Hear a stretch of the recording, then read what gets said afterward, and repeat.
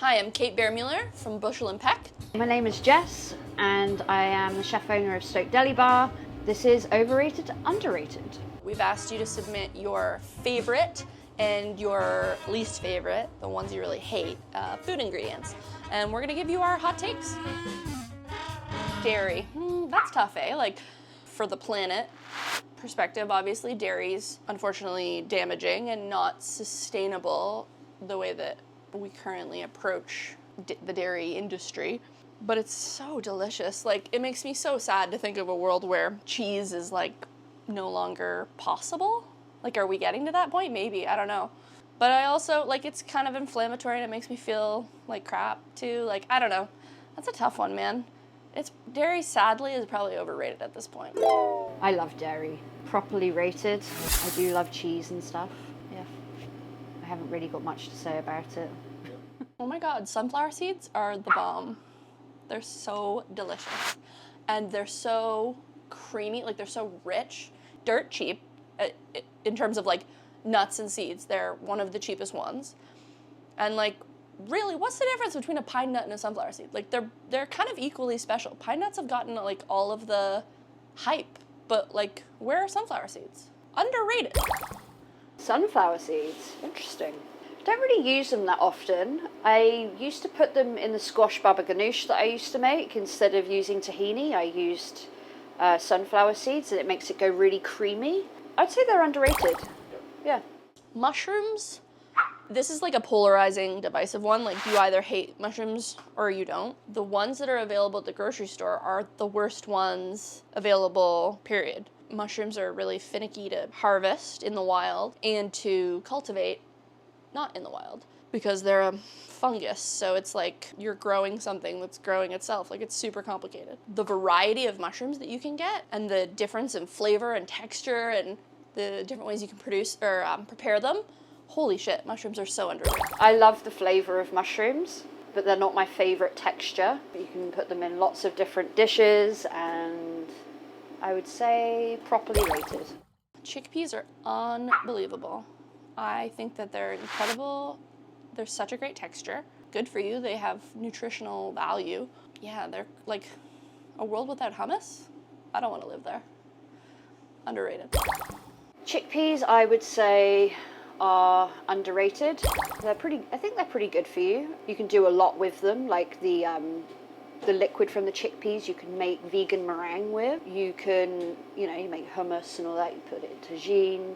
Yeah, chickpeas are very underrated, I think. Alcohol-free options are the talk of the town. Many people are like, I don't understand. I drink because I want to feel slightly drunk or not so slightly drunk. Sometimes you just want options, I like drinking, but I also like not drinking. But I don't want to drink a Coca-Cola or like an orange juice, Like, I think they answer the question, for people who are like, why a non-alcoholic? I think they answer the question of like, what to have when you're not drinking. That's not childish or too sweet or completely inappropriate for a food pairing. I personally love opening my fridge and seeing like 20 different things that all make me feel different ways. We're dynamic, complicated people, and we should have drink options that reflect that. Underrated. Alcohol-free options have come a long, long way over the years. Sometimes they're even better than having a real beer. You can have like an IPA, like a non-alcoholic IPA, and like be satisfied without even like touching a regular one. Like, I would say very underrated. Walnuts. Criminally underrated.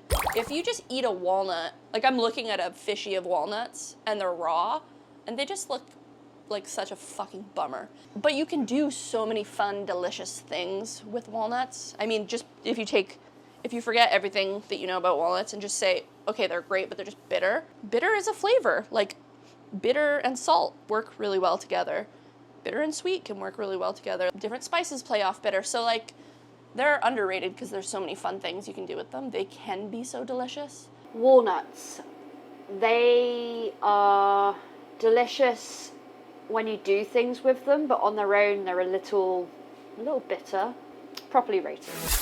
Veganism, I would say being a vegan or following a vegan diet probably like will historically be proven underrated, because I think 20 years from now we might all be vegan. Industries that bring us meat byproducts are super tricky to reconcile with our desire to remain living on planet Earth. A lot of them are super tricky to reconcile with our love of animals. It's a complicated thing. I'm not vegan, but I think about it a lot. Should I be? Probably. The older I get and the more time passes, I think about becoming vegan more often, and I'm a chef who loves like steak. So I think that's kind of like a good snapshot of where we're at with veganism. Probably, yeah, underrated. Veganism? Is this your question? I would say it's underrated. I cook a lot of vegan food. I don't eat a lot of vegan food. I would like to say one day I would be able to do veganism, but I don't know if I can. I'm not sure. I like cheese and I like meat too much. Yeah. There is a lot of vegans out there. Yeah. And since I started putting vegan dishes on my menu, I try to make sure most of the menu is vegan, apart from like a couple of dishes. It's very popular.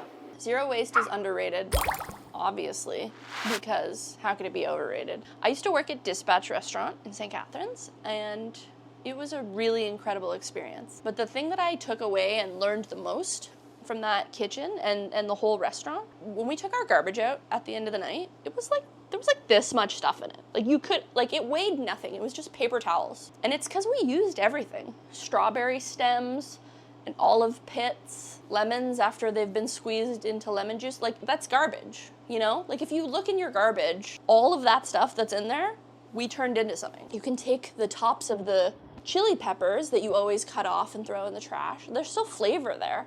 And you can turn that into something. It's like a win-win-win-win. There's no reason not to do it. Zero waste is definitely underrated. What I like to do is in the summer, so basically my menus in the summertime are kind of based around the shop.